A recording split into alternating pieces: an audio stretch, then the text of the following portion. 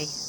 ഇന്നലെ by road UAE to Oman വരുന്നൊരു video ഇട്ടാൽ എല്ലാവർക്കും ഡൗട്ട്സ് ഉണ്ടായിരുന്നത് ഡോക്യുമെൻറ്റ്സിനെ കുറിച്ചും വിസയുടെ ഫീസ് ഉണ്ടോ പൈസ ഉണ്ടോ അങ്ങനത്തെ കാര്യങ്ങളൊക്കെയായിരുന്നു. GCC country residence visa status ഉള്ള എല്ലാ ഇന്ത്യൻസിനും ഒമാനിലേക്കുള്ള എൻട്രി ഫ്രീ ആണ്. വിസയ്ക്ക് പൈസ വേണ്ട. പിന്നെ നീഡഡ് ആയിട്ടുള്ള ഡോക്യുമെൻറ്റ്സ് നിങ്ങളുടെ പാസ്പോർട്ട്, എമിറേറ്റ്സ് ID, നിങ്ങൾ വരുന്ന വെഹിക്കിൾ രജിസ്ട്രേഷൻ കാർഡ്, പിന്നെ ഒമാൻ ഇൻഷുറൻസ് വേണം നിങ്ങളുടെ വണ്ടിക്ക്. ഓൾറെഡി നിങ്ങളുടെ ഇൻഷുറൻസ് ഒമാൻ കവറേജ് ഉള്ളതാണെങ്കിൽ അതിൻ്റെ ഫോട്ടോ കോപ്പി എടുത്തിട്ട് വരിക.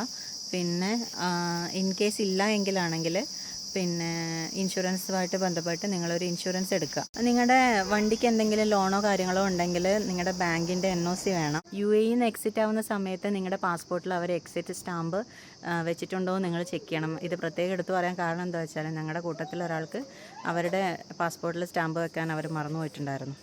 അപ്പോൾ വീണ്ടും 2-3 hours നമ്മൾ അത് വെയിറ്റ് ചെയ്യേണ്ടി വരും. അപ്പോൾ എന്തായാലും മേക്ക് ഷുവർ ചെയ്യുക ബോർഡർ ക്രോസ് ചെയ്യുന്നതിന് മുന്നേ. പിന്നെ UAE നിന്ന് എക്സിറ്റ് ആവുന്ന സമയത്ത് ഫീ ആയിട്ട് 30 AED, അതായത് 30 ദിർഹംസ് പെർ ഹെഡ് നിങ്ങൾ കൊടുക്കണം. നീഡഡ് ഡോക്യുമെൻറ്റ്സിൻ്റെ കാര്യം ഒന്നുകൂടെ പറയാം. ഞാനിത് GCC കൺട്രിയുടെ റെസിഡൻറ്റ് വിസ ഉള്ള ആൾക്കാരുടെ കാര്യം മാത്രമാണ് കേട്ടോ പറയുന്നത്.